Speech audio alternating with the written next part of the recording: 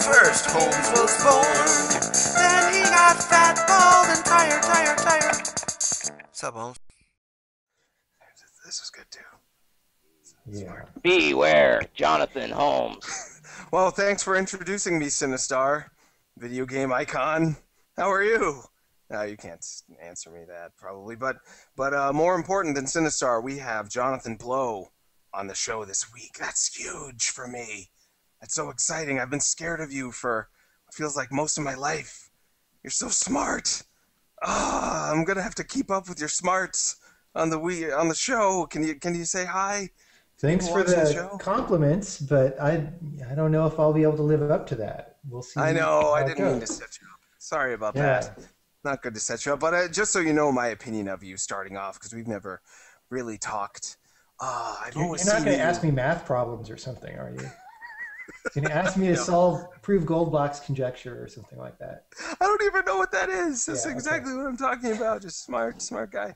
I've always seen you as this really smart person who talks about video games, which is what I try to be.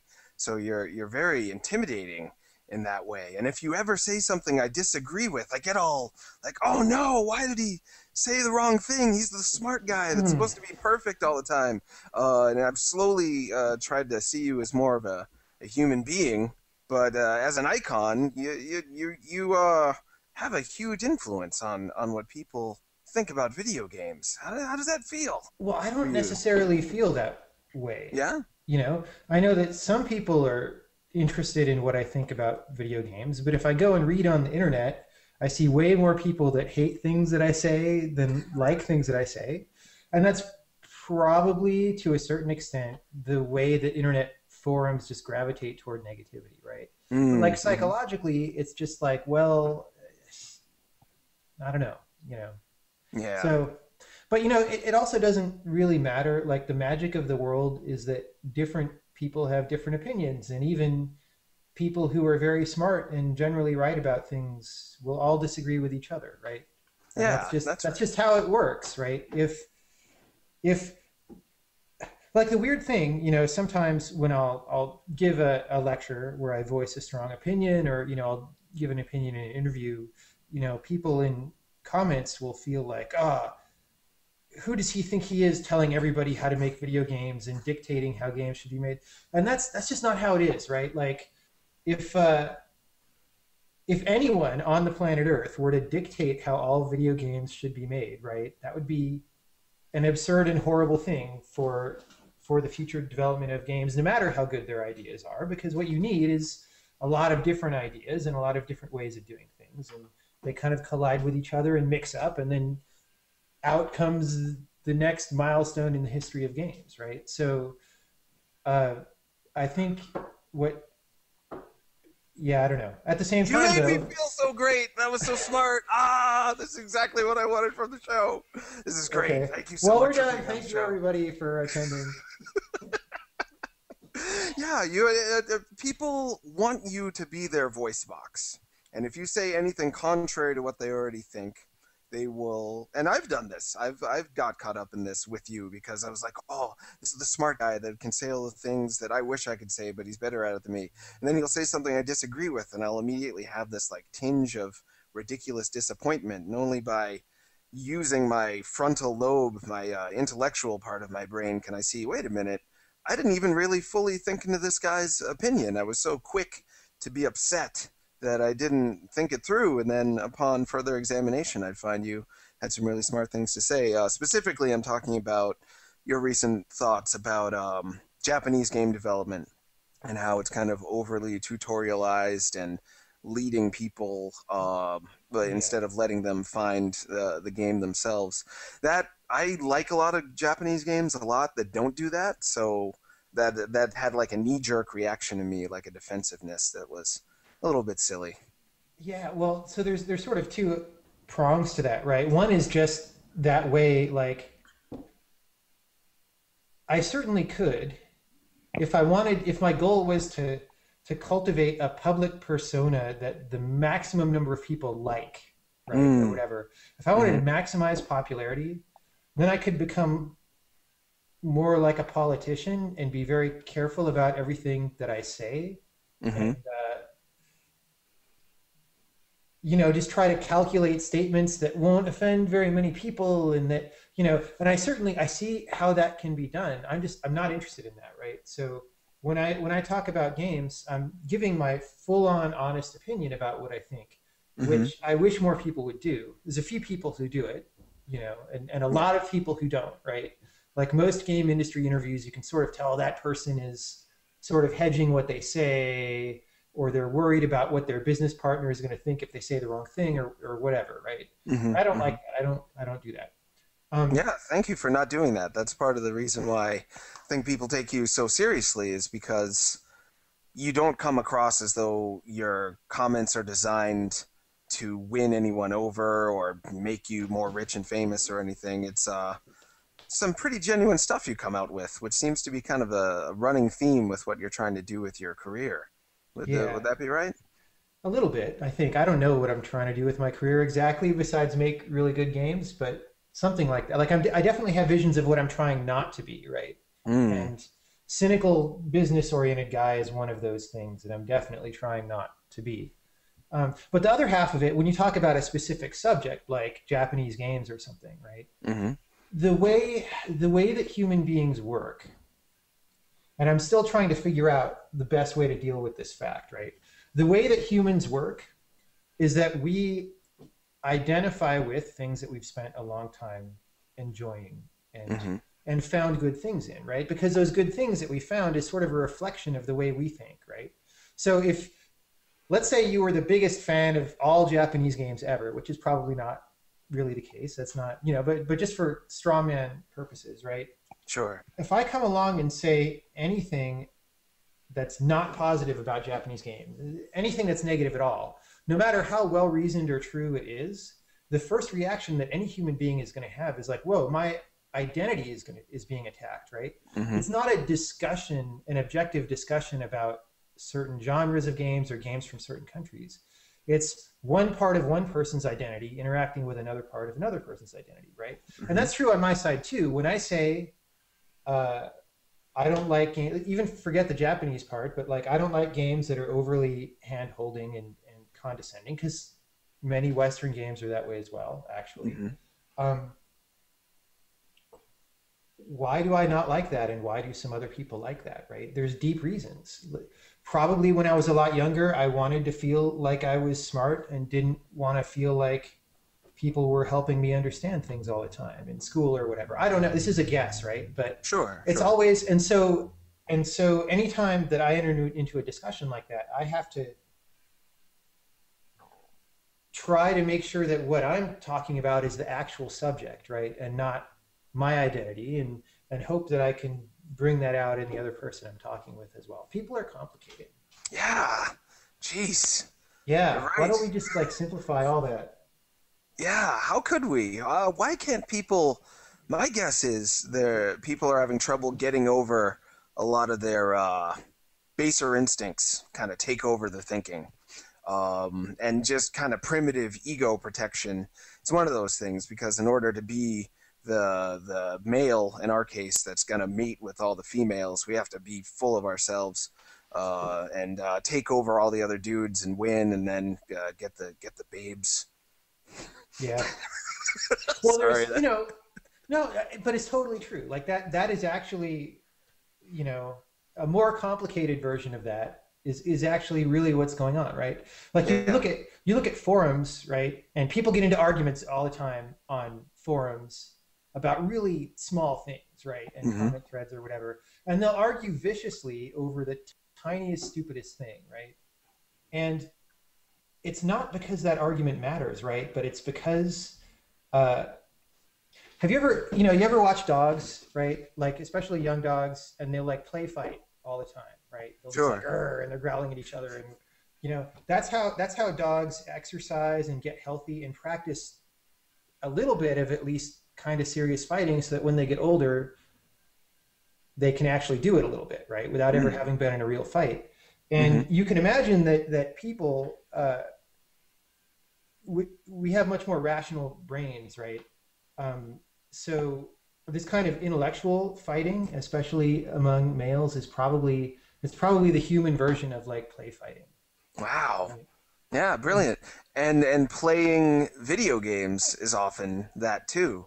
Yeah, It's in a play different fighting. way. Yeah, Yeah, let's yeah. talk more about games. Actually, I feel like we're kind of off games at this point. Yeah, that happens sometimes. Just excited to talk to you. Yeah. What do you think of video games that their primary purpose is not to necessarily engage with the player as to what was going on in the designer's mind and letting the player know what the designer is like, but games that are just a kind of an avenue for guys to beat each other up like that? A lot of people will say that those kinds of games, like Gears of War, for example, aren't necessarily art forms anymore and shouldn't be called art games. Whereas I think I wouldn't be so quick to dismiss that, but I'm wondering what you think of that whole side of gaming.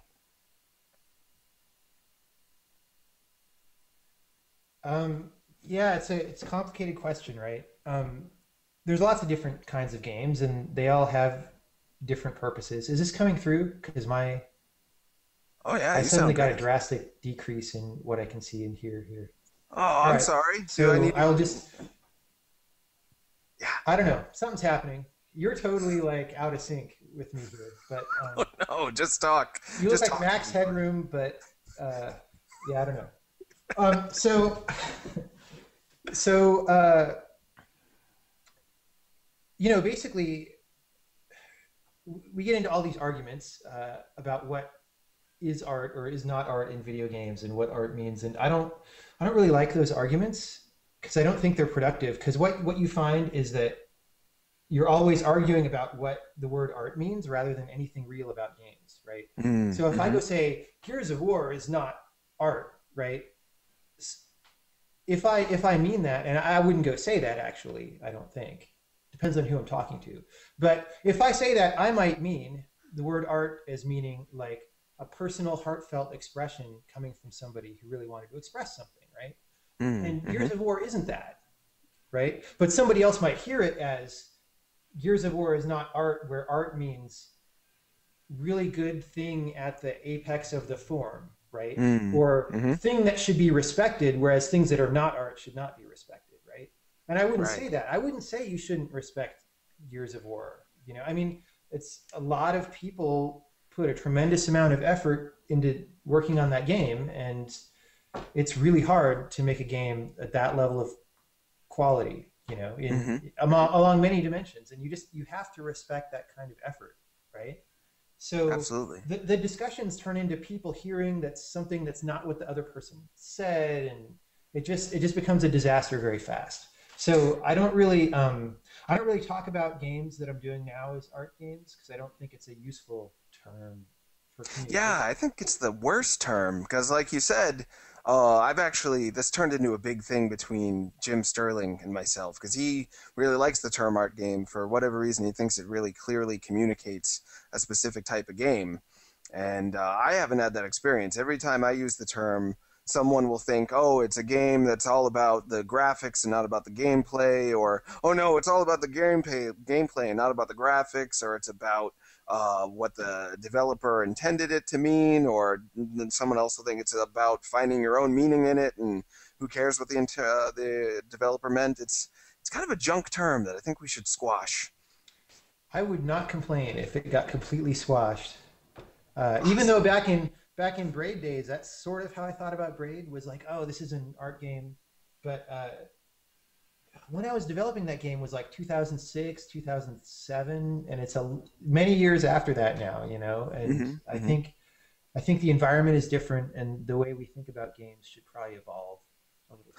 Yeah, I hope that it has. I think in 2007, Braid was a real anomaly, and it still is in many of the specifics about it. But thanks to you making Braid, a lot of people have gone on to try to make games in that field, and as such, it's not such a bizarre thing for there to be a game that's off that beaten path. That's kind of created its own path, I would say. But I'm not Yeah, I sure. mean, it's not just due to Braid though, right? Like the time like 2007 to 2009 was really a time when a number of independent developers first of all, became successful at all in getting people to play their games, right? Because Hmm. before 2007, an indie hit was a game like Gish, which had won the IGF, and game developers kind of knew what it was, but it had sold like 5,000 copies. That was a hit indie game, which is Mm-hmm. not really enough to live on, unless you're very poor, which those Yeah. guys kind of were. Uh, Yeah. and then somehow in 2008 mainly, and then 2009, a hit indie game started meaning 100,000 sales to 500,000, which is huge. That's 100 times more, right? Yeah. So something about the availability of people being able to get the games, just on the internet, on Steam, on Xbox Live Arcade, opened this avenue. And then when the avenue is open, you find that some people want to do things that are a little different than the mainstream, right? Hmm. So yeah, there were a bunch of games, like Castle Crashers and World of Goo, both happened about the same time as Braid, and that was even within a couple months of 2008, and all of them were just big hits, and they kind of set up this situation where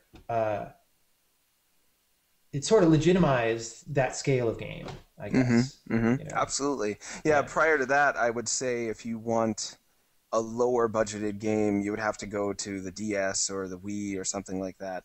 But after PSN and XBLA and now Steam broke out, that's a scale that can be really profitable for people. But Braid, you probably know this already because you made it. But Braid's pretty different from Castle Crashers and World of Goo.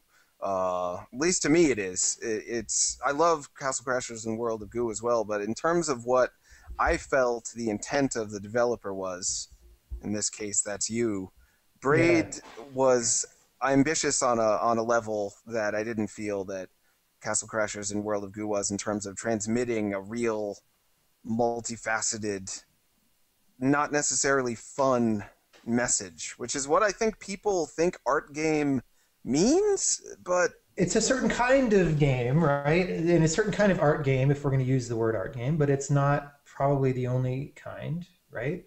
yeah. Um, but I mean, definitely that was the way I was thinking about Braid when I was making it. Was I wanted to make this complex, multi-dimensional thing that had a point to it, or actually several points, kind of all mixed together. Mm-hmm. So that was definitely going on, but even then, there's still a number of developers doing that, right? So like that game company was doing this kind of thing going back to before Braid was released, right? Their Flash prototype of Flow was a web game, in like Mm. 2007 or something, and it's not really quite the same thing, but it sort of is. It's sort of similar if what we're going to talk about is just developers having objectives that are something besides creating fun, right? Right. And actually, if you're going to put it that way, you can go all the way back to like Chris Crawford's old games from the 80s. Like he did a nuclear reactor simulator in the 80s, or like Balance of Power and games like that, where the point of the game, it's supposed to be a good strategy game, but the point of the game is also to get you to kind of think about how complicated and messy world politics is and how hard these problems are to solve, right? Mm-hmm. Mm-hmm. So there's actually a long history of these kind of games. And if anything, we took sort of a hiatus maybe in the 90s when games got really hard to make, like when they started to be 3D and started to be expensive. I Mm-hmm. think maybe we started to drop out of that kind of auteurship for a while. Um, but then, around 2007, 2008, they got easy to make again because technology is just better, computers are faster, tools are better, that you once again have individuals doing this kind of thing. Right, right. Well, thanks Yeah. so much. Thanks again. Just for being you. It's great. I really Great. enjoyed all that. This is a good episode so far. All right. Well, let's do our best to ruin it. We've got 40 minutes to make it terrible. Well, it actually goes for an hour and a half if you want. It's Oh, all okay. up to your availability. The Yeah. last half hour is me insulting Japanese games exclusively. It'll be awesome. Now, do you think, to me, the reason, not only because the term art, there's like I've got a bullet point list of why art games is a bad term. One of them is because art is such a subjective term; it means something different to everybody. So you're effectively just confusing people when you use the term. But beyond that, it asks us to look at some games by one criteria and other games by another criteria, which I personally don't like. I want to play Gears of War and have my eyes open to what the developers might have meant by it. And I think that there are some meanings in that game, whether they're expressed in a sophisticated or interesting way. That's more talking about whether it's a good game or not what type of game it is. So that's one of the reasons why I don't want the term to be around. But at the same time, you have to replace it with something. I'm not Yeah, sure well, what that would be. so there's definitely, there's nothing preventing any game from I mean, I find it really hard to talk about this part of things, like, because people on the internet will say, oh, this game is about, sending a message or whatever. And I actually don't like that way of talking about art games, because I feel like it's not quite right, Mm-hmm. but there's something, there's a way in which a lot of these smaller games, it's like the people making it obviously cared about what they were saying in the game, right? And there's nothing preventing big games from doing that technically, but there is like this business structure and this economic reality around the big games probably makes it a lot harder, because they do tend to be more designed by committee and stuff. Now, that doesn't necessarily matter though, right? So there's this whole idea called the death of the author, which sort of happened a few decades ago, which is where it started in literary criticism, right? And it's basically the idea that, hey, if you go read a novel, you should look at it only as the object of the novel and how you interface with it, like who wrote it and what they thought doesn't matter, right? And I think that's actually true. Like, that's the basic reality. Like, if you go play a game, you can think about what somebody meant by making that game, but you don't really know. And even if they tell you, they might be lying, right? Or they might, whatever, right? So on the one hand, that's the basic reality. On the other hand, I think the whole death of the author stuff gets carried way too far, to the point of denying the fundamental reality from the author's standpoint, which is that when we make something, usually we do care about what we're saying, and we try very hard to say the right thing. We work very, very hard, right? And so there's this interesting balance between those two sides that I think needs to be struck in the mind of anyone who's really, really cares about it. But yeah, there's nothing like, somebody can play Gears of War and have a really deep, meaningful experience, and that's real for them, right? It's not, I didn't get a really deep, meaningful experience out of it. I saw some very interesting game design things. Actually, Gears of War 1, the original game, was kind of cutting edge in terms of game design for a game of that budget level, and doesn't probably get as much respect as it should for that, right? But yeah, just in terms of the mechanics, you mean? And well, like all these shooters before that tried to do your gun jamming, for example, right? And it always is frustrating and sucky, like they always were bad. And Gears of War did this active reload thing, right? Which, it's just a little mini game, but it's a little mini game at the right time, providing pacing during combat, so it gives your brain a little extra thing to do, besides just the aiming thing that it's usually doing. So it refreshes the player a little bit that way, and it has consequences, right? If you miss on the active reload, your gun jams, but it's your fault, so it's fair, right? Which is a thing that other shooters hadn't sort of gotten before that. Which I think was, and there's a number of things in the game like that are pretty interesting. So I think it's an interesting game from that standpoint. I'm a little bummed, actually. Gears 2 and 3, I guess this is what you would expect, but Gears 2 and 3 are sort of more following in the tradition of the first game, and not trying. The things that they try that are new are more in terms of making big set pieces and big dramatic things. Sure. Just the size expanded, but the mechanics remain stagnant, more or less. Which I wonder if they wanted to do that. I get the sense in hearing Cliff Bleszinski talk that he's really excited to try to put some new mechanics in a game, but he might be held back by just what the company wants. The company wants... it's not just what the company wants, it's what the players want, right? So if you play Gears of War 1 and you really like it, and you buy Gears of War 2, you expect a certain thing because it's called Gears of War 2, right? So there is such a thing as monkeying around with game mechanics and taking it way too far, and then you're trying to sell people something that isn't really what they wanted, right? So I don't know. I don't do sequels right now, so I don't have a lot of practice thinking about that exact problem, but it is an issue that people deal with. Yeah, absolutely. And why is it that you don't want to do sequels, at least right now? Well, for Braid, the reason is I just couldn't think of anything that would live up to the original game.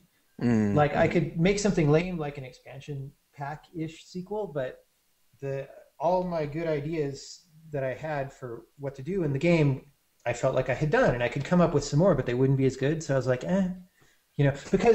because so some games are about exploring a big space or something, right? If it was like a Metroidvania game, you can make a sequel, and it's like you make a different space that's interesting and has some new stuff in it. Braid was not that, right? It's about a very tight collection of very specific puzzles where every puzzle has a point, and there's no repetition of ideas between the puzzles. Like every puzzle is its own point, and there's only so many points that I could come up with, right? Yeah. So it would be a cash in if I did a sequel, and I didn't want to do that. You wanted to avoid the cash. Yeah, exactly. I wanted to dodge the cash. No, I do stuff like that. I mean, so I like there's no Braid on iOS or Android, and people have tried to convince me. People were like, "Oh, we'll port it for you. We'll just give you the money. It'll be great." And it's like, no, because touch controls for that game would suck. I've never played a platformer on the iPad that I thought was good. I'm not going to do it, right? Yeah. Well, standing by that principle also involves saying no to a significant amount of money that might actually be useful now because we're really spending a lot of money developing this next game. So it's very expensive. Yeah. But at the same time, your principles have stood, which I think will help you in the long run. I think yeah. For me, that's what being independent is about, right? Like, if the reason large companies make the business decisions that large companies make is because they have to be very protective of their money, right? Often they're a public company and their shareholders will get pissed off if the stock price goes down, or even if they're a private company, when there's just a lot of money, if you make a game for $70 million, that's a big risk, and you just become very conservative when you're gambling with $70 million, right? Yeah. The freedom that an indie developer has is the freedom to lose money for other purposes. And if we don't use that freedom, that's our main freedom, actually. That's our main strength. And if we don't use that strength, then we find ourselves acting just like, Activision or somebody like that. So why are we indie at that point? At that point, we're just wannabe big developers with low budgets, which is not a cool place to be. There's so many people like that, though. I have a friend who makes music for games, so he gets to meet a lot of developers through that. And there's so many just like Bejeweled ripoffs and games about popping bubbles, and they ask the developers, "Why are you making that?" They're like, "Oh, well, thought it would make me some money." I'm like, "But you have the opportunity to do whatever you want with this budget," and they fail to jump on that. It's a shame. Yeah, it's especially on iOS right now. The scuttlebutt among indie developers is like, oh, it's really hard to make money. It all depends on getting placement from Apple. And, because you can't expect to make that much money, you should make a really little crappy game and just put it out there. And probably it won't make that much, but if you put 20 crappy games out there, one of them will be a hit or something. Right. That's what Angry Birds was. Sure. Yeah, and I don't know the story behind Angry Birds, but I've seen other indie developers talk like that and argue that that's the right way to develop for iOS, and I don't believe it, right? What's kind of clear to me is, if you put a bubble popping game on an iPhone, why should anybody buy that? There's like 100 other bubble popping games, right? Yeah, like, absolutely.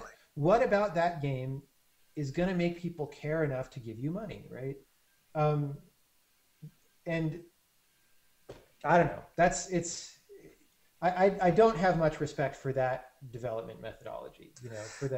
I want to make another thing that's like Tiny Wings, but my bird is going to be I don't know, like. Yeah, they're just hoping you've never heard of Tiny Wings, basically. Yeah. It's not interesting. It's also not how we. I mean, I as a designer, I'm interested in pushing games kind of forward and discovering newer kinds of games and that are more interesting and better, right? I want games to get better over time. But Right. if you're just trying to clone Tiny Wings or something, you're probably not making games better. Yeah, and you're just living a bad life. I mean, they're I not think so. happy. Yeah, Yeah. they're chasing a miserable dragon. It's almost like drug addiction. It's depressing. I'm getting depressed. What will make me happy though is talking about what you just touched upon a little bit, moving games forward. Yeah. What are you thinking or hoping, or what are your general ideas about what the next milestone will be in terms of what games can be? Is that something you've been giving any thought? It's a big question. I'd Yeah. I love to hear what you mean, think, though. I think about that kind of thing just in terms of my own stuff all the time, right? Yeah. Like what do I see as an opportunity for me to do something that's new and different and also really good and that'll just show that this thing can be done, right? So that's sort of what Mm, I was doing with Braid. It's what I'm doing with my new game.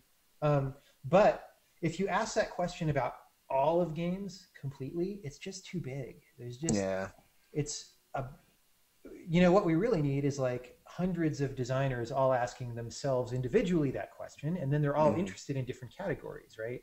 So like somebody who really likes 200-hour jrpgs should be asking themselves that question and work really hard and come up with the next thing that you get when you evolve whatever a 200-hour JRPG is when you do something awesome with it and make the next breed of that, right? And somebody who right. loves racing games should do that, etc. Right?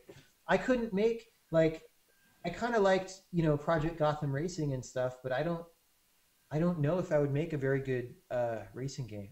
I liked Burnout Paradise, but it's like I don't think of that as my wheelhouse of design. Yeah. Although now that I say that, that would be kind of cool. Maybe I should make a racing game because I bet it would be interesting. I bet it would be kind of different from what I people think make. it would work for you. I've really only played Braid and I've read a ton about The Witness, so I can't Yeah. speak to be an expert on your style, but you're so focused on the minute to minute experiences people have in the design, and that's Yeah, what racing is often about.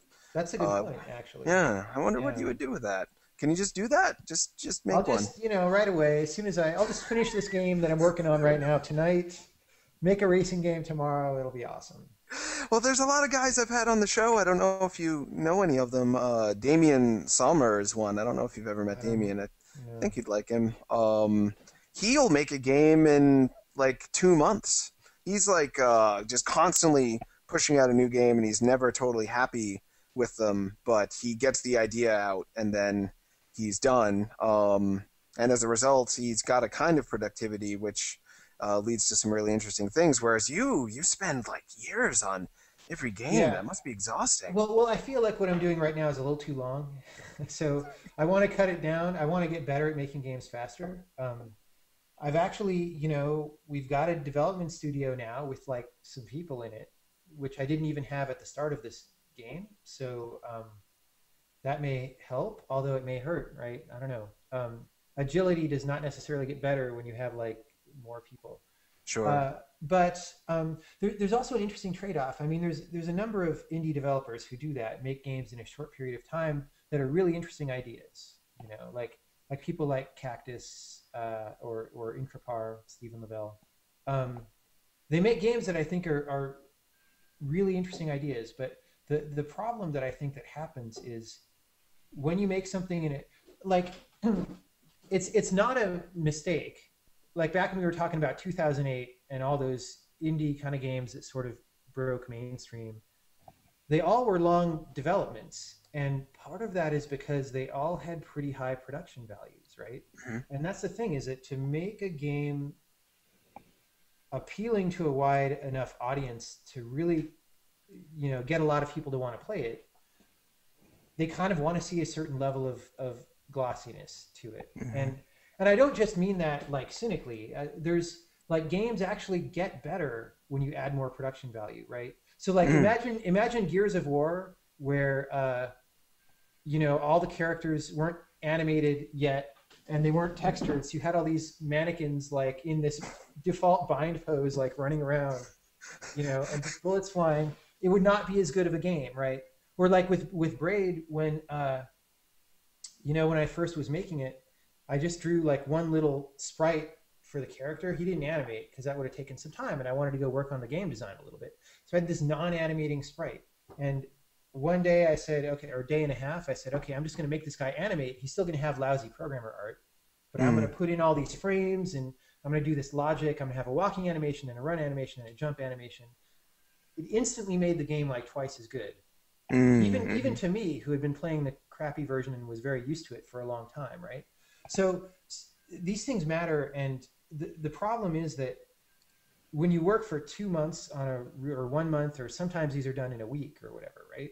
Sure. You can have a really brilliant idea at the core, but the production values is part of how you connect that idea to the player's mind, right? The job is to sort of bring the idea to other people, and the less grunt work has been put into a game, the harder it is for that to happen, and the more work needs to happen on the part of the player. The player like needs to bring himself to the idea rather than you bringing the idea to him.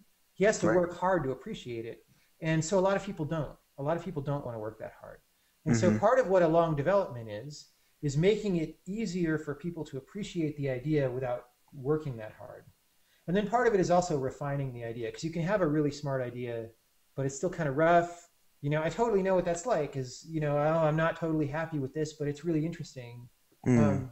Sometimes if you just come back to that 2 months later, you know what to do with it that you didn't know before, you know? And so it's a long answer, I guess, but that's sort of why I take a long time doing things.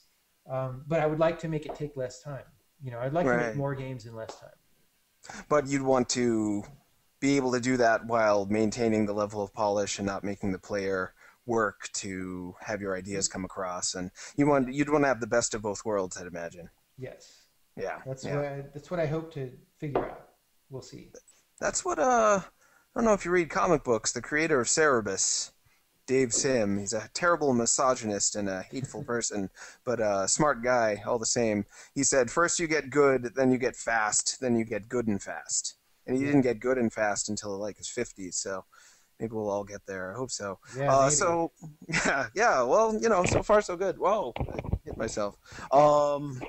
With The Witness, that ties in perfectly to what I wanted to ask you about The Witness.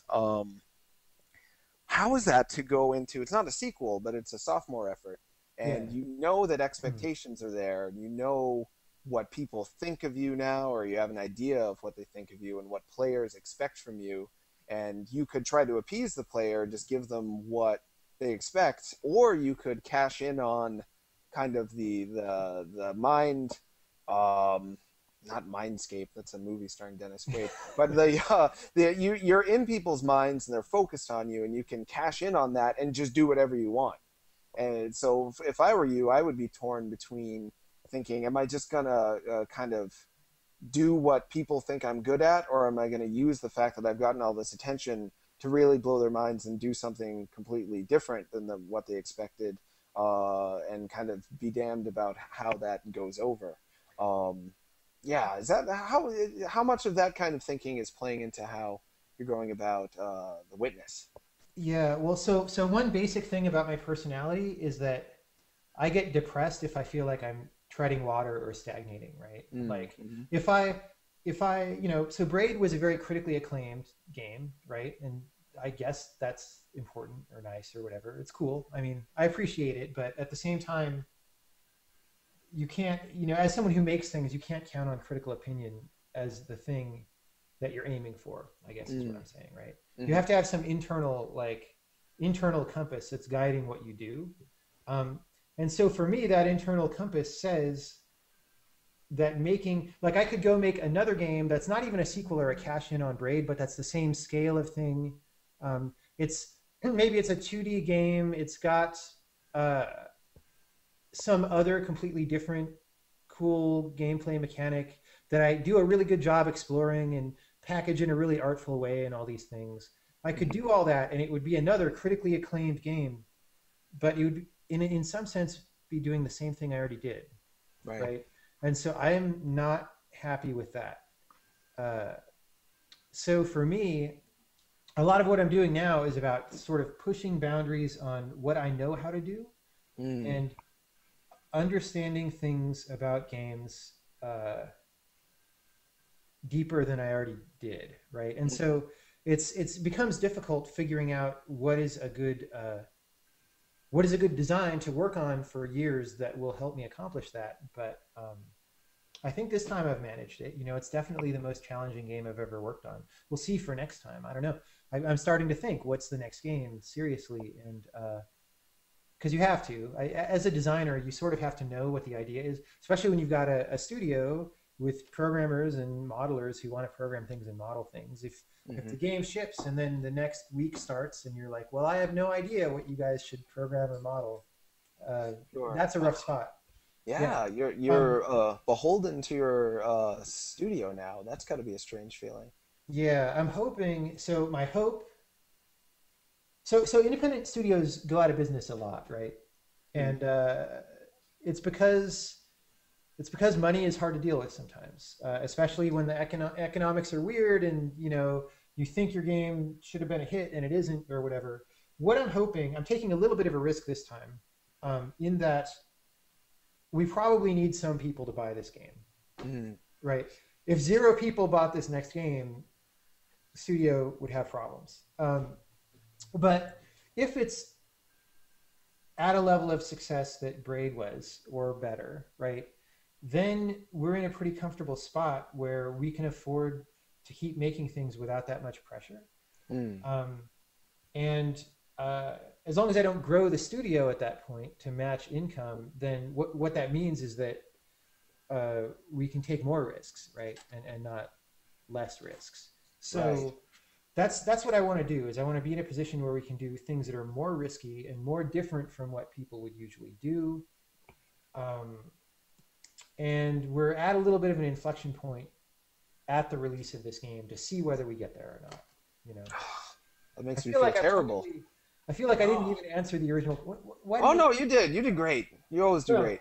But that just makes me want to make sure that you win 100%. I just want everyone to definitely buy your game immediately. You haven't played the game, right? I mean, maybe it's terrible. Maybe it totally sucks and we shouldn't win, right? Yeah, maybe, but everything. Because sometimes, haven't you ever played something, or this happens all the time in any kind of creative endeavor, when somebody makes something and it's really good, and then let's talk about The Matrix, for example, right? Sure. I mean, you make something and it's really good, and then they get a higher budget and more of a free reign, and the result is not necessarily good. That happens all the time, right? So how do you know that's not happening here, right? So if you were making Braid 2, honestly, I would worry about that. I would be like The Matrix was Matrix 2. I was like, did they need to make a Matrix 2? Really? I mean, I'm curious about what will happen, but it was such a focused idea with the beginning, middle, and end all mapped out, and it was there for you. And then the second one just felt kind of aimless. Whereas The Witness, from what I've read, there's like a field of televisions that you have to arrange, and then you're wandering alone, and then suddenly you're in the woods, I'm so certain that you're going to deliver something that I have not yet experienced in a game before. That I'm confident that on that basis alone, it's going to be interesting enough to be worth my money and other people's money. So that's my vote. That quote is totally going in our trailer video. Yeah. Starting with field of televisions that you have to arrange. That's awesome.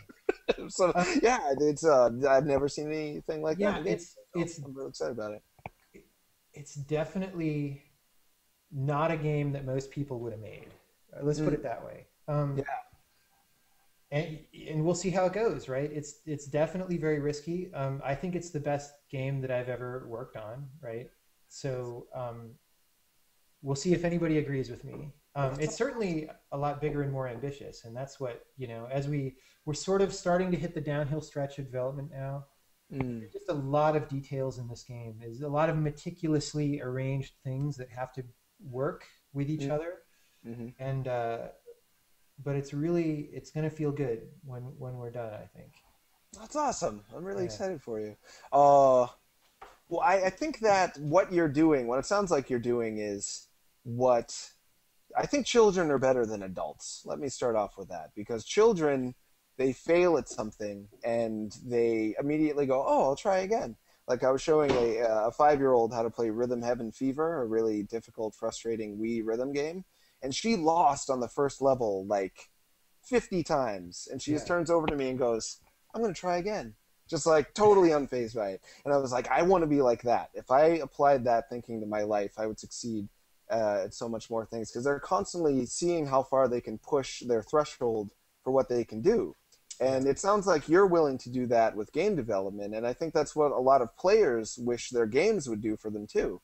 They play a game and they don't want to just be handed what they know they can already do. They want to have their threshold be pushed to see what they can handle both mentally and technically and whatnot, which is why I'm hoping there is this kind of new place that games get to where we're not relying on the same old tropes as much, that kind of grasp that idea of pushing our thresholds a bit in general. But I'm not seeing a ton of that right now. Getting back from E3 was pretty depressing. There wasn't. Yeah, I didn't go this year actually. It's the first year that I skipped E3.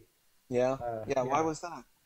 because I knew what it was going to be like. Like I sort of anticipated, because there's no new hardware being announced, right? And you sort of know ahead of time. You hear rumors about what games are going to come out and stuff, and I just Sure.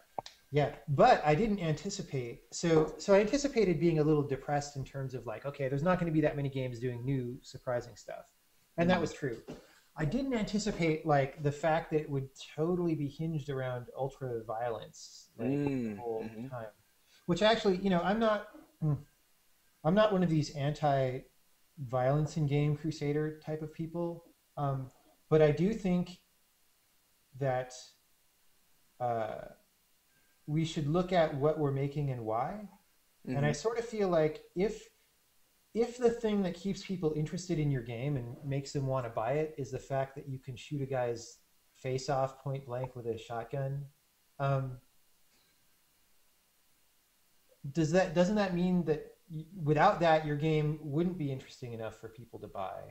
And Mm-hmm. why is that, right? Like are they tired of playing, an Uncharted? Like they played 3 Uncharted games, so maybe they don't want to play another one unless it's got some gimmick to get them to play, right? Right. Um, what like I as a designer, that would be a big alarm bell to me, right? It Sure. would be a sign, you know. Yeah, Uh, it's like to me it's like they're asking their daughters to get breast implants to try to like get a date. It's like that's just depressing. Don't you think your daughter's worth anything? Oh no, she doesn't wear skimpy enough outfits. Get her that mini dress, honey. It's like ugh, it was a gross setting, and I was actually most impressed with Nintendo overall in that regard. They were relying on a lot of their tropes, but the fact that they had like Pikmin 3 be their marquee title, like no one is buying Pikmin these days. That's not what's yeah. hot on the streets. They were at least taking a risk there, but even they overall were relying really heavily on stuff that they knew would sell and that they know is like their version of breast implants, which is just Mario in a squirrel suit for the most Yeah. part. Yeah. Yeah, I know, man. man. Yeah, weird world we're in. So E3 to me said mainstream development is not where I'm going to get the next milestone in the development of what video games are, at least right now. I'm Yeah. not really sure that the next console cycle is going to do it either, because the way I see it, it went, cartoon platformers focus on nice tight level design to like Metal Gear, showing that you can take aspects of cinematic storytelling and stuff like that into gaming, and then Grand Theft Auto, which is just you can just be a jerk in a game, and now what's going to happen next in terms of what the milestones are? It didn't seem like there was any to be found, or haven't been any to be found in a while. It's Well, I think someone will do something new and it'll be a big hit and everybody will love it, but you can't predict what that is. By mhm. definition, the new thing is a thing that you can't predict. Right. So Yeah, who good point. knows? Do you have an idea of what you personally would want it to be? Just selfishly. We can be selfish too. If video games were going to be more fun for you, what would you want the next big thing that everyone tries to model their games around to be? Yeah, well, the thing that I don't like, and it's related to the hand-holding issue that we talked about, right? Mm-hmm. Generally, when I sit down and play a game, I kind of wouldn't mind if it was a little more like Sinistar or whatever, in that I want a game to ask something of me as a player, right? That thing that you were talking about a few minutes ago about like really just putting an effort in and doing well and having yourself tested and getting better at something, right? Mm-hmm.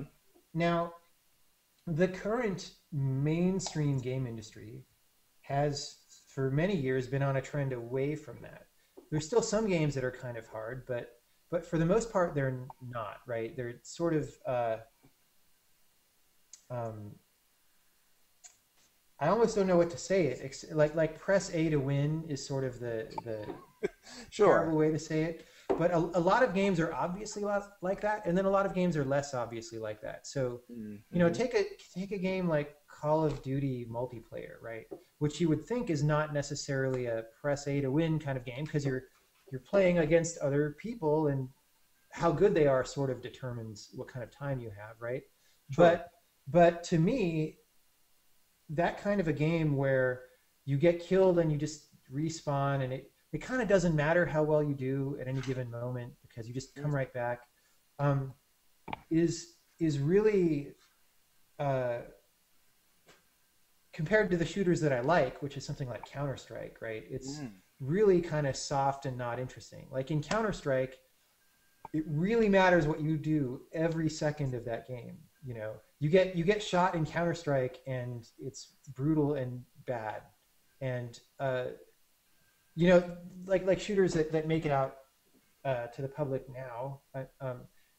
That's a weird way of saying it. New shooters that have large budgets are not making that kind of design decision, right? Yeah. Even though, which is weird, even though Counter-Strike is still the most played online shoot. Like you go on Steam and if you add Counter-Strike Source to the original Counter-Strike, there's still more players than anything. I didn't know that, huh? Yeah.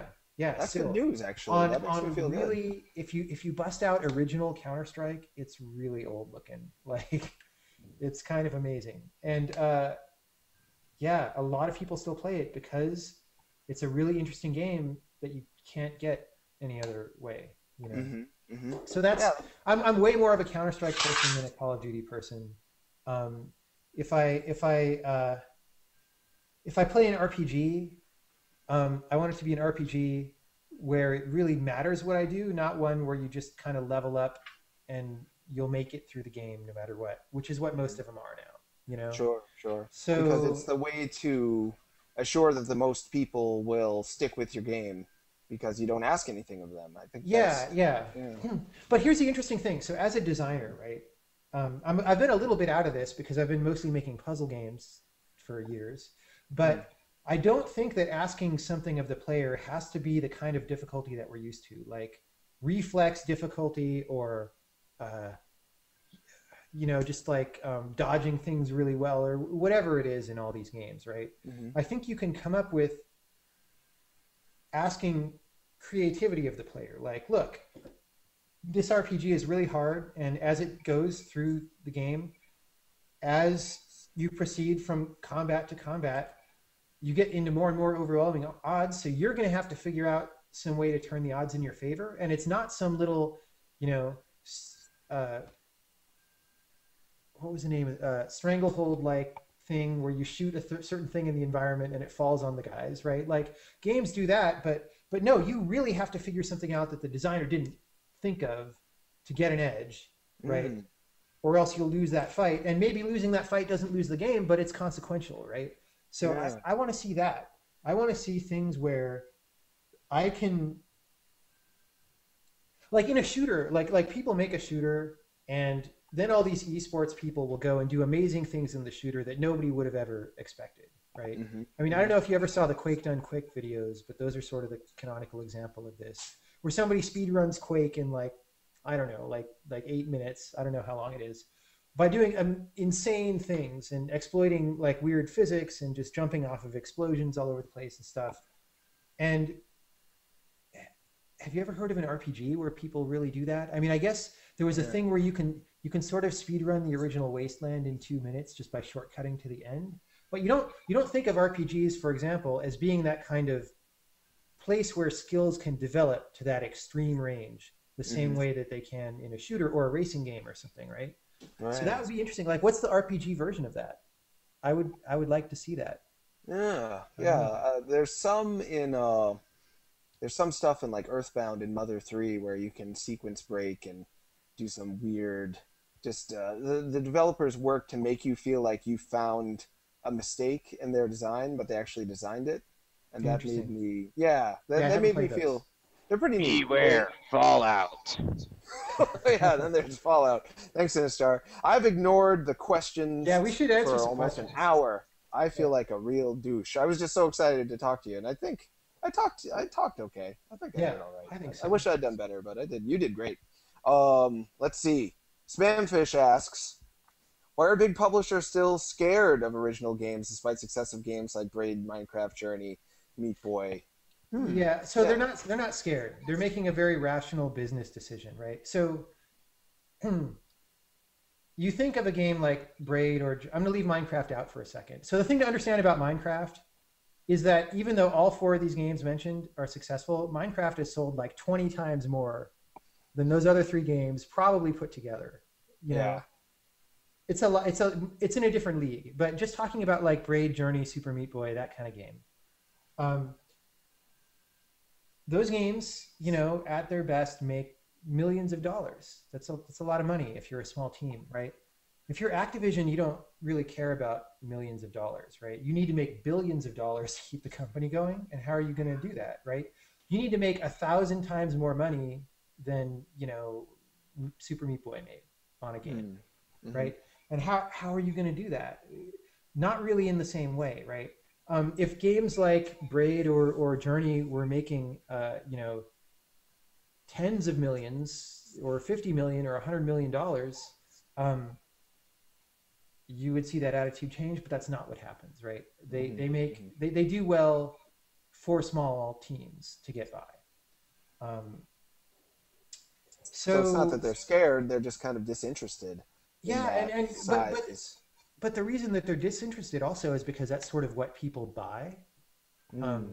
People will buy Gears of War 2 before they will buy, you know, Jumping Time Rewind Guy franchise that they've never heard of, right?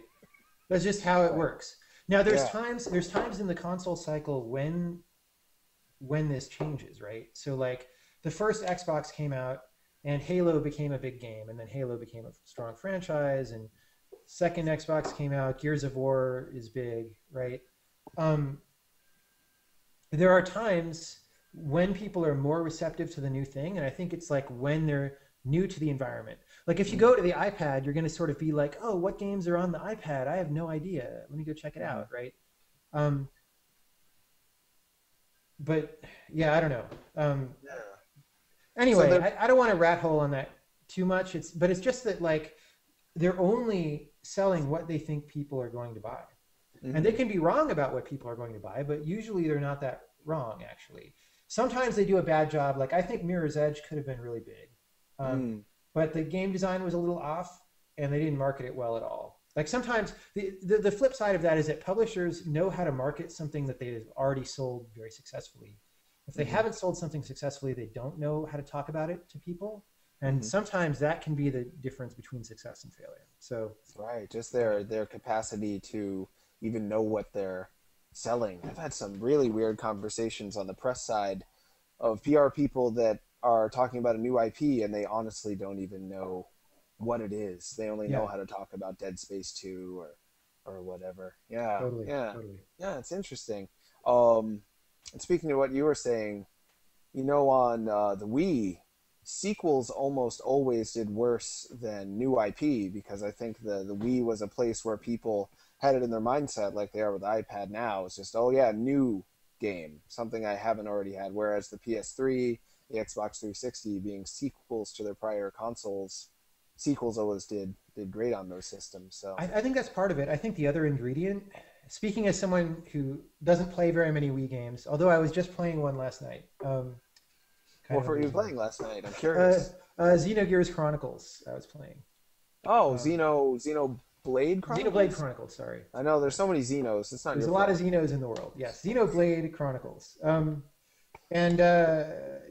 but I think for most Wii games, so the Wii was this system that sold on this promise of being a wonderful future sci-fi age gadget, right? And I Mm-hmm. think almost every game on the Wii has failed to live up to that promise. And Mm. so I think that's one reason why sequels might not do well is people just think, well, that first game wasn't as good as I expected it to be, right? Whereas you play something like Gears of War, you don't necessarily have expectations, except that you're going to be some buff dude shooting aliens, and it lives up to or surpasses your expectation, and you're like, hell yeah, I'll buy the second game, right? So Mm. I think there were problems. I don't know. If the Wii had Yeah. had a better controller, sequels might have sold better, is what I'm saying. Really. If people would have been satisfied. But even like Super Mario Galaxy, which people really liked, I think that's as well made of a Wii game as you can ask for. Even the second Did one of Galaxy that, 2 not sell? it Yeah. sold well, but I think it did like 5 million, whereas the first one did Oh, 10 only million. 5 million. Yeah. Yeah. No. I don't know. I Oh, actually guys. didn't like the Super Mario Galaxy games, so I didn't play them very far. Interesting. But yeah, I don't know. Yeah, I'm not So we can surprised. conjecture all day about this. That's true. What do we really know about sales and things? I don't Uh, really know anything. You know a bunch of stuff. Ninja Legend asks, "Whoa, I have a few linked art game questions. Is the Okay. strength? Yeah, oof. Is the You know, strength of the in Xenoblade Chronicles, you like link attacks between players. So now I'm getting ready to link the questions and get a bonus question out of the linked questions. Are That'd you be liking awesome. that game? I wouldn't imagine. See, when I someone's don't really like not- it that much, actually. But the setting, it drew me in at the beginning because the setting is so crazy and Mm, creative and weird. I'm like, wow, that's interesting. And then right. the game design is not. The game design has a lot of really cool ideas, but they're just kind of in there in a mishmash. Like it doesn't work for me. But I'm only 4 hours in, which for a JRPG is like it's like being on the title screen still. Yeah. So It's I don't like really you- know. Sure. You're still Yeah. giving it a chance, though. That's good. Yeah. If I had your brain, I would probably get bored of games really fast that didn't give me a really compelling new idea right away. I can, so I'm humbled by the continual compliments, but I have to say though, I'm not, I'm just somebody who designs games, right? Like I'm not some super genius kind of person. Oh yeah. Well, you wouldn't I don't know. think so. I don't. I don't think You know, so. I read a study where most stupid people think that they're at least 15 IQ points higher than they are, and Right. most geniuses, because they're smart enough to know how much they don't know. So they Yeah. all think they're dumb. All the smartest people I know are always talking about how stupid they are. But anyway, yeah, that's. Well, I think it's just, it's really, if you just think carefully about game design for a long time, you have interesting opinions, I think. Mm. That's all. Yeah, that's all. That's all it is. No, really. Anyway. I know you feel that way, but I have to humbly disagree with you on that. I think you've got All a right. special brain. Ninja Legend asks, yeah, he wants to know, is the strength of video game media to give players interactivity and control pulling the player into the experience? He always thought that was the strength of the media. That's why so many art games force feed the creator's vision, making the experience, if not the game, so linear. I think he's saying that art games don't give player as much control, which is another reason why I think the art game term is junk, because I know so many art games that are all about just giving the player free reign, almost like Zelda 1 style, just exploring wherever you want. And Yeah, I mean, about it. it's a weird question because I can certainly think of some art games that are linear, like Journey is pretty linear, or even Flow or Flower before that is pretty linear. But I don't think of art games, even if we're going to allow ourselves to use the term art game, which we sort of said we wouldn't. I don't think those games as a class are any more linear than mainstream games. I mean, we have some big examples of mainstream games that are non-linear, like Skyrim or whatever, but I mean, we were just talking about Gears of War and Halo and all that stuff, and those games are very linear, right? They're very Uncharted, right? They very much know what experience they want you to have, and then they go about making sure that you have that experience, right? Um, that's a big in big AAA games. There's sort of this Hollywood-like experience that a lot of them are trying to do, right? So I think there's forces in both camps that push toward linearity. I think it's good when people try to move away from linearity, right? So with Braid, even though it's a puzzle platformer, I designed it so you can walk past almost all the puzzles if you just can't do them right now, and you can go back to them later, right? So even though it had a linear presentation, it was trying to be as loose as possible about what you would play and what you would solve. And so, and the game I'm working on now is even more nonlinear, right? That's exciting. But yeah, I think it's more a general problem in game design that when you want to make the best experience that you can for a player, he used the word control in the question, and that's interesting, right? Because the tendency is for the designer to try and control the experience.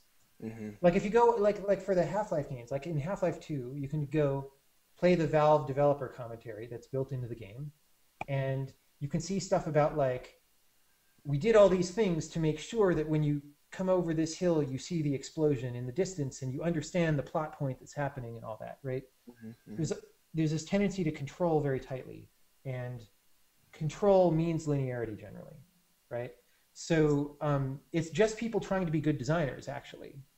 But I think that we as designers have to be aware that we can be good designers by not having such a clenched fist, right? And to let things happen, right? Sure, you know, he brings the example of like exploration kind of game, like Metroidvania kinds of games. And I think that's interesting examples, and it would be cool if more people made those. Although, interestingly, a lot of those games are actually kind of linear, right? If you look at if you look at like Shadow Complex, yeah, it's very linear. It's disguised as nonlinear, right? So I don't know. Yeah, and when you find that it was a disguise all the time, it leaves you kind of hollow inside. That's why Metroid 1 is still one of my favorite games, because that's a truly, you can skip all the bosses if you sequence break right, and that game really makes you feel like it was up to you to decide exactly how you experienced what they put out for you. Yeah. That's neat. I think I'm really excited about that game you're making. Now I'm just thinking about it. Dude, you could arrange TVs or whatever you say. It sounds so. I get the sense that you aren't gonna make me feel like I know what to do, and that I'm gonna feel so rewarded for being willing to think outside of whatever my box may be. So that's yeah. The thing that I was going for, or am still going for, because the game's not done being designed. I don't know if you played Myst, right? Sure. I actually just started playing it again because Real Myst came out on the iPad, so you know you can play it in live 3D now. Cool. It's going back to that sort of first-person graphic adventure where you're in this place and you have no idea what's going on, and nobody's really going to tell you directly. Like, you can put together clues and figure it out, but it's really up to you. And you're an explorer, and you're a problem solver.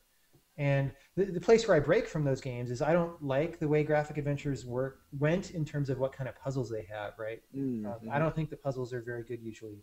So I went a completely different route about what the actual game design is behind the puzzles. But it's about making this space where you can go where you want, figure things out, and put together a picture of everything. And I like that. I really think that's interesting. I'm really freaking excited about it right now, because there's so much. When I think about why I do anything, it's because in moment to moment, just watching Adventure Time, or playing Resident Evil or something that people take for granted as maybe not all that meaningful. There's moment to moment experiences in there that make you reflect on yourself and what you did and why you did it, or why you thought what you thought about a character or a thing. You can find that anywhere. But a game like yours, which seems like its motive is to give me that reflective experience as often as possible, it sounds like 20 games worth of fun in one game for me. So that's why I'm so excited about it. I hope so. We'll see what happens. Yeah, Who sorry, I can don't mean to predict? build you up. Maybe it'll be terrible. You're right. It'll be terrible. Worst game ever. Axiom Verge, who made a really interesting Metroidvania type game, actually. Thanks for Yeah. joining us on the show. Asks, how important do you think narrative is to games like Braid? And he So also what presents game the is it that witness. he made? He made a game called Axiom Verge, pretty much by himself. He's I gonna haven't hopefully played be on the that. show. Yeah, it's interesting. I'm gonna have to go I try know it. he wishes it was better than it was, but I think it's pretty good. All right. Yeah, definitely check it out. So, do you think that the games like Braid Witness or games in general would still have as much value if there was a disable story mode? Just cut that side of it all out. It depends on what you mean by as much value, right? Mm. So in Braid, the way the story was originally in my very first prototype, it just came up on a screen and you like press spacebar to go through this, scroll through the story, and then you would go play the world, right? And I wanted to make it more optional than that, because even if it's on a screen and you like don't read it and you're like, oh, this is stupid, right? You can skip it that way, but you're sort of fighting the game, right? It's like the game is giving you something to do and you're not doing it. And I felt like at least if they're sort of on the screen, if you don't want to read the story stuff and you run past it or something and you just sort of skim it while you're going to the level selection doors or whatever, that feels better. It legitimizes the idea that you don't want to read the story, right? So there sort of is disable story mode in Braid in as much as I wanted to do that. In The Witness, there's even more disable story mode. Hello, cat. Wow, what's he doing here? Sorry, he's rubbing my Willem Dafoe doll. Yeah. Isn't that weird? Willem Dafoe. Anyway, I'm sorry. Even in The Witness, there's even more disable story mode. You're saying. Yeah, in the sense that it's got this classic style, sort of like BioShock or whatever, where there's audio logs placed around, right? In The Witness, none of the audio logs contain information that you need in order to win the game, right? Huh. So they're all completely optional, and they're all just sitting there. You just, if you want to, you just don't ever click on any of them. But what they're there for is to, and so the game should be able to stand up without that, right? So Braid should be able to stand only on game mechanics. Like if you didn't know English or you were playing it in a language that you didn't know, you should just be able to play it and have a strong experience without that, right? Witness should be the same way. You maybe don't get as complete of an experience in a certain sense where, I mean, if you only want a game mechanical experience, then that's complete and that's fine. And that's, I design these games so that you can have that. If you want more of a story world kind of a thing, then that's there for players who want to take initiative and look for it, right? Your cat just knocked something down. Just destroyed my set. He wants to eat, I'm afraid. I'll have to feed him later. You know, so I, you know, if people don't like story, I'm cool with that. I'm actually not big on story in games. I don't know why I've made 2 games with story stuff in them. I'd imagine you just are compelled to, you have a story in you that wants to come out. And maybe, but this might be the last one actually. You know, really? next game might be story free. We'll see. Huh, interesting. Well, I hope if you have a story that you put it in and make it an option for me to experience it, because I think you're doing people, I just keep wanting to compliment you. I should stop it. It's got to be awkward for you. But it's such a great thing. This is what I want the next milestone of gaming to be, which is to give player that much agency that, like you said, you don't feel like you're fighting the designer who's forcing you to scroll through word balloons that you don't care about. To have the game be as simple or as complex as you choose to make it, and for the designer to respect the player's experience but also their intelligence at the same time. I think that's where the conflict often is. The developer will respect your experience but dumb down how smart they think you are to make things really easy, to make sure you have fun all the time. Or they'll think that you're really intelligent but then make you work really hard, and then you feel kind of put off by all the text bubbles they're throwing at you. To allow for both of those is where I hope gaming goes from here. And also that idea of having a variable level of engagement for different players is also, I think, a way of accommodating what we were talking about before, about being able to ask something of the player without demanding they be super hardcore and shutting the game off in their face if they can't, solve some action challenge, right? So like I'm making a puzzle game, for example, and some of the puzzles aren't that hard. Some of them are pretty hard. Some of them are not, but you might sleepwalk through the game and sort of do them and not really understand what's going on that much. But if you choose to think about it a little more, like, wait, there's something funny about these. Let me look at this more. You might come to understand something deeper about those puzzles that somebody else sleepwalked through, and then take that understanding into other parts of the world and be able to use it, right? So, yeah, I mean, I'm very much believe that if the player wants to invest in playing your game with their time and attention, that the game should reward that investment, right? The game should. Wow, I just got Google Plus something. Oh, did it ask you if you were still awake? Yes. Yeah, it does that to me all the time. Okay, but the game should provide things for people who want to discover things. I mean, I think that's one of the most beautiful experiences in gameplay, right? Is when you took initiative. You have some idea, like, oh, like what if, and then you go somewhere and you do something that wouldn't be necessarily expected by most players, and you find something there, right? And there's sort of hollow versions of that a lot, like, oh, there's a little collectible hidden around this corner. That's like the small version. I shouldn't say hollow because it's not hollow. But like I'm trying to design for that in a bigger sense, and we'll see what happens. Yeah. Let's get to some more questions, though. Oh, okay. Sorry, that's just fascinating. License to Bill asks. Oh wait, Damian Summers. Sorry, I can't skip you, Damian. He designed a game called the Clown Who Wanted Everything. I'm blanking on the name all of a sudden. Right. I was talking about him earlier. He's a neat guy. He says, "Hey John, Braid is what got me back into making games. My question is, are you ever going to return to making Raspberry? I think it had a lot of potential! Exclamation point. What's Raspberry?" Yes. Okay. So Raspberry is a prototype that I made that I actually posted for free on the internet, so you can download it and play it.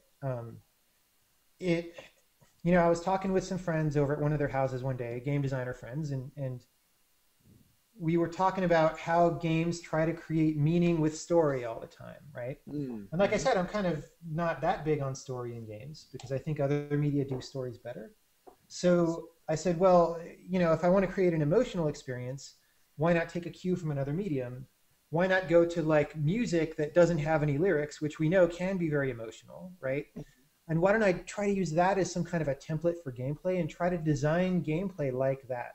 So the idea behind Raspberry was to make gameplay that kind of ebbs and flows the way like a music might have call and response, and to sort of shift and blend things together. And it wasn't, music that has been evolving for thousands of years is a very high bar to set, and it didn't hit that bar, but it was interesting. And I have worked on it a bunch since then. I've got a current version of it that's pretty different from what's posted on the internet. It's just my standards for what a game is have also gone up tremendously because I've been working on two games that I think are very good. Braid and The Witness, I think, are both. So the question is, what's the version of Raspberry that's that good? And I don't know yet. But you haven't shut down the question. You're still asking. I haven't. And for a while I was thinking I would go back to that after The Witness. Now I'm not sure. I need to play with it, but I don't have time to play with it. Right, so right. But you're still young. You've got time. That's exciting. Yeah. Yeah. You ever watch Porco Rosso? No, but I've been interested to see that because that was a big influence for Jonathan Mack, also in the Jonathan Club, on Everyday Shooter, if you played that. Oh yeah. I didn't know Porco Rosso was a big influence for him. So much of what you're talking about makes me think of Porco Rosso because I got a Japanese VHS of that from my Japanese teacher in college. Yeah. I'd watch it in Japanese, awesome. Watch it in English and know what they're talking about, ruined it. I can't even watch it in English. Yeah. Leaving the rest, just having the sounds of what they were saying express feeling, almost like, scat poetry that I didn't understand. But leave the dialogue out made it so much more meaningful to me. Leaving that open can be great. I just thought I'd tell you that. License to Bill asks, how would you compare Braid and The Witness's storytelling? I guess you've Okay. talked about that a lot, but if you A have more little to bit. say, I'd be happy I to can hear. say a little more directly to that. Okay. So the storytelling in Braid is it's a little bit almost fable-ish. Like it's very presentational. It's almost like once upon a time this happened and that happened and that happened, right? Yeah. The storytelling in The Witness is very different from that.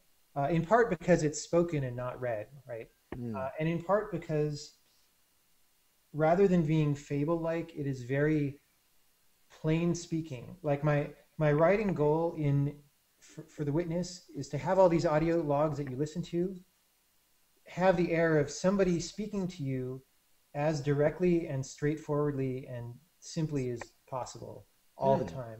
And that's actually very difficult because this history of games that we have that do these audio logs, it's all presentational, right? It's like I'm hiding the extra health packs in the safe and oh my god, the alien is chewing on my leg, get him off, right? Like that's a typical audio log, and is very different from what I'm doing, right? I want a person speaking like honesty. I want honesty, and honesty is hard to get when you're putting on a show. So it's very challenging to write now, and I actually haven't written a lot of it. So we'll see how that goes. That's exciting. As someone who writes, you catch yourself trying to sound funny and smart all the time, and your message will get lost. My goal would just be to say, in 3 words, make the reader not have to work at all. Just in 3 words, tell them exactly what I thought. And that's what I aspire to be able to do. And it sounds like that's what you're trying to do with The Witnesses storytelling as well. Yeah. Awesome. So we'll see how it goes. Yeah. See how it goes. No, I'm excited about it. I can never say this person's name. They're on the show every week, and I mispronounce it every week. I'm sorry. Pio Conanalog asks, what is the most important lesson you learned during the whole Braid happening, development and success? Whoa, that would be hard. I'm sure you learned so much in that. I mean, it's a lot. I mean, I'm a different game designer now than I was before I started making Braid, right? So what can I even say about that? If I try to distill it down to a couple things, the most important game design thing is just that game design is not about me being smart or something, right? Or it's not about me, let me put it a different way. It's not about me having good ideas exactly. Because you can have good ideas as a designer, but what I've found fruitful in design is to use those ideas as a starting point and then explore what happens. Like, I actually gave a whole lecture on this at Indiecade last year with a guy named Mark Ten Bosch, who's making this really, really good game called Miegakure. It's a 4-dimensional puzzle platformer. I don't know if you've seen anything about that. No, I haven't. Sounds interesting. It's not out yet, but you can. This lecture's on YouTube if anyone wants to go look it up. And basically, we talk about how to start with those initial design ideas, but then explore what exists like connected to those and find something richer than what you started with. And that's sort of what I learned, is that there are things out there that are better than the ideas that I initially have. And my job is to go find them, put the nicest ones together, and then show them to people. That's my job as a game designer. And that you find that in the process of making your game. Yes, you can't know what those things are before you start, right? You have to find them in the middle. And so it's challenging, and it's maybe stressful because you have to start something and not be sure if it's good. But you can, part of what makes this a good process is that the things that you find by messing with game design are, in a certain sense, truths of the universe, the same way that mathematical statements that you might find by proving them from other statements are truths of the universe, or that by doing physics experiment you might prove things that are true, like physical laws, right? Those same things also exist in game design. It's a little different, but it's kind of got the same flavor. And so I, as a designer, can have this feeling that I am, I'm not making entertainment products, but I'm building something that explores and expands the knowledge available to humanity, right? And so that's what I do now. And I didn't have that picture very clearly. Before Braid, I sort of thought of my role as a game designer is to come up with innovative game designs and make them, and expand game design that way. But but it's something different now. Wow. So That's incredible. And you would have only been able to find that out through the experience of making something like Braid, where you ended up was not where you started in the end. Because that was a long process, the Braid process. In a sense, I got lucky that the game had such rich subject matter, you know, because it showed me how much there was to find, right? Like if I had started making a game and there wasn't that much to find, maybe it would have been more about me putting good ideas in rather than getting good ideas out. Right. And, you know, so who knows? Yeah, it wasn't lucky. I mean, sure, I there mean, was some luck. I'm skill sure there was probably some... comes into play, right? Because you have to know how to respond when you see things, or how to put them together, or what the right way to pursue this idea that you see is, right? So there's definitely game design effort involved, right? But there is also luck, for sure, you know. Yeah, I'd have to. I wouldn't know because I haven't done it, but I just have to think a lot of it has to do with the brain that you happen to have. What a neat brain you have. Jeez. Oh, 5 minutes left till the show's so over. That are we sucks. trying to get all the questions? Is that what we're Yeah, doing? let's try to do it. Let's try to wrap them up quickly. Oh, there's so many though. Okay, well, I can answer some of them. So one of them is asking, says that the music in Braid is nice, so thank you. And he's only sent half the questions. Oh my God. Well, we'll try to get through as many questions as we can regardless. The Witness does not have music in it. It might have one music track, but for the most part it doesn't, because it's about being in a world. So what we're trying to do is build a really nice textured soundscape that reacts organically to where you are and always has new things to hear and gives you new feelings, but that doesn't have any music at all. We'll see how it goes. One piece of technology that currently doesn't exist or is intractable that would significantly change the way we play video games for the better. Yes. The controller, you know, the current motion controllers that we have are not necessarily very good. Future motion controllers may be better, but if you think in general about the idea of communicating with a game, the game spews all this information at you, right? It's full screen graphics, like with rich color and all these sounds. If you actually quantify how much information that is, it's megabytes per second at least. I don't know how much, right? It's tens of megabytes per second probably. The amount of information that goes the other way from you to the game is very, very tiny, right? It's like a little bit of analog stick, a couple of button presses once in a while. If you were to compare that to the image coming at you from the screen, it would be like a couple of pixels maybe at most, right? So you've got a couple of pixels going one way and gigantic, you know, 720p with audio and rumble and stuff coming the other way. It's very imbalanced. So how do we get more information from the player into the game so that the game can react to you more and so that you can have a better way? And I don't know that, like, full body control is probably good for some kinds of games and not good for others. Like sometimes you just want buttons, right? But like if you can get a mind machine link or something, great, whatever. I think we have a lot to figure out there. Yeah. No, you talk. It's okay. Don't worry about me. Sinistar. Probably going to tell us we have 2 minutes left. You have 1.5 minutes, coward. Okay. Now that I've worked on big 2D and 3D games, I think I'm going to stick to one of those from now on. 2D is definitely easier to experiment with and make a game if you're an indie starting off and be successful. And 3D is really hard. Like you have to do a lot of work that is not related to what you're trying to do. This game had to be 3D, which is why I did it in 3D. But now that I've got a company, you know, full of highly talented people who are good at what they do. I mean, it's redundant, I guess. It may make sense to do 3D more. I don't know. I have a little bit of trepidation about it though. But these people are specialists in doing 3D, so it's like, well, what are you going to do? We'll see. But I don't encourage people to do 3D. It's really hard. It's a good way to fail. Yeah, it's scary if you ask me. Whoa, we can go a little over. Do you want to go a little over? I'd like to answer people's questions. And yeah, keep going if you don't mind. Yeah. Okay, have you ever seen someone do something unexpected in your level or complete it with an unorthodox method? In Braid, I'm pretty sure there's a guy who did a speed run. It's on YouTube. That's really fast.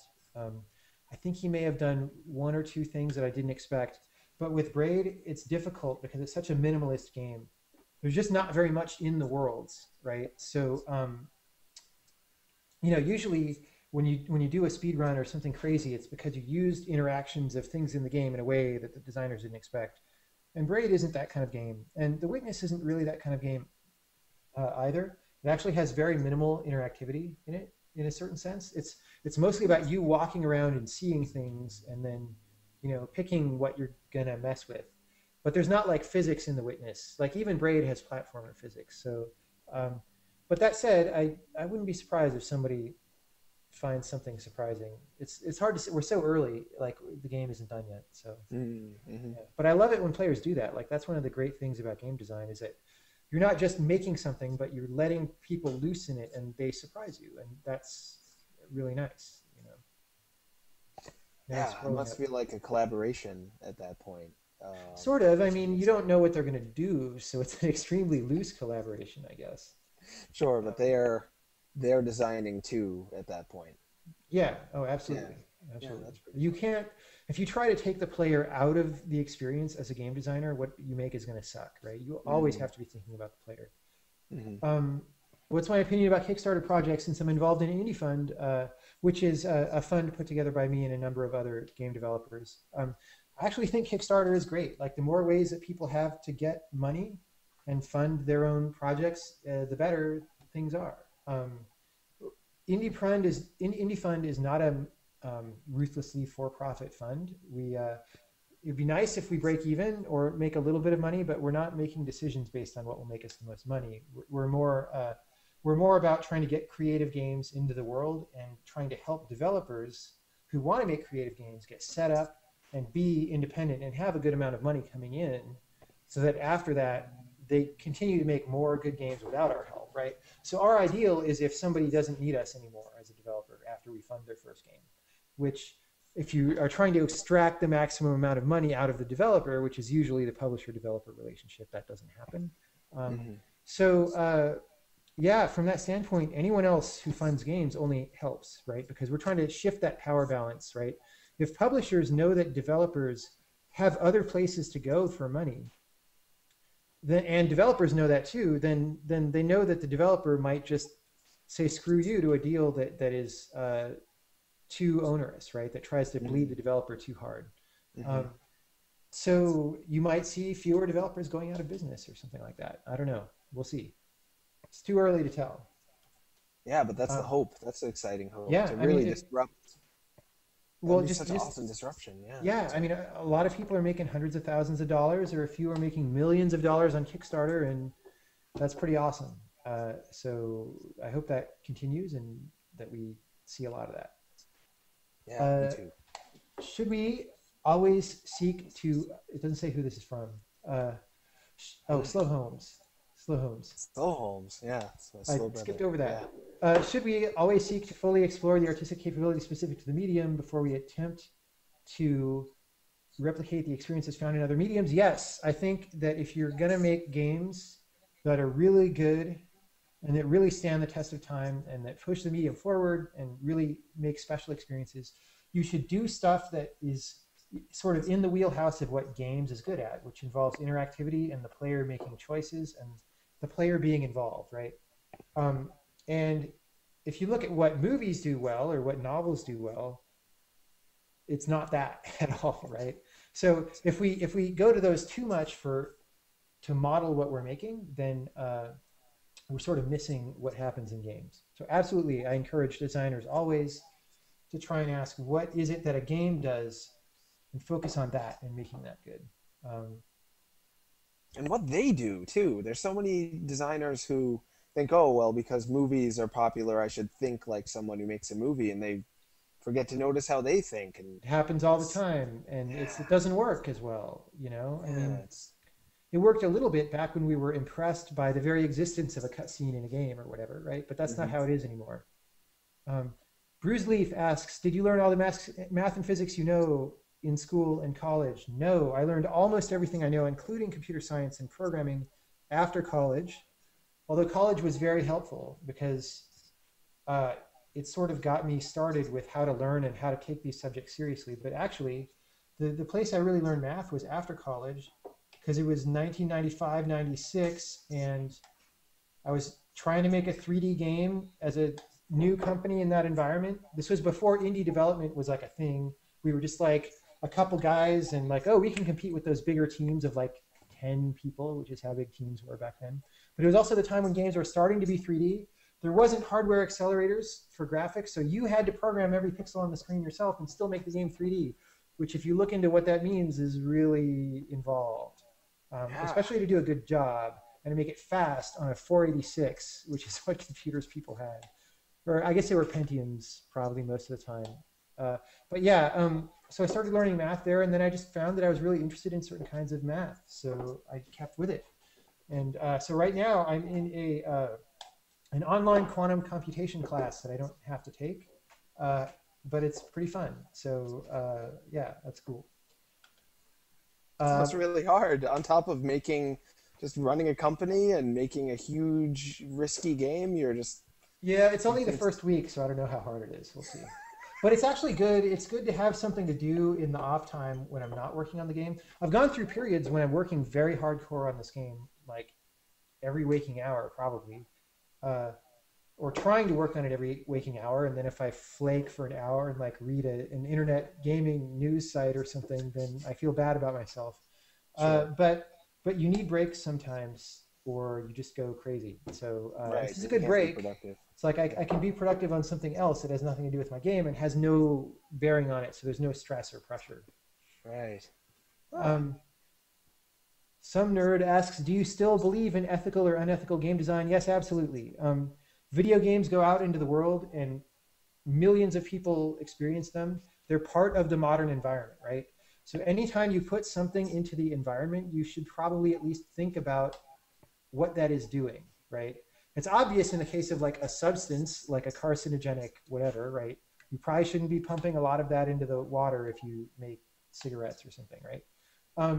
But even for milder things, right? Like I don't think video games are going to make anyone die of cancer, but some of them make people stupider, you know? I think that's true. Some of them reinforce, you know, negative aspects that we don't necessarily like about ourselves. And as a game designer, I think you want to ask if 5 million people are going to play this, is that really good? Can I even change it 5% or 10% to just make it have a little bit of a better impact on the world? I think that's a very useful thing for a game designer to be asking themselves all the time. And someone whose name I don't know how to ask. I know, it's hard, isn't it? Bulatextus. Bulatextus.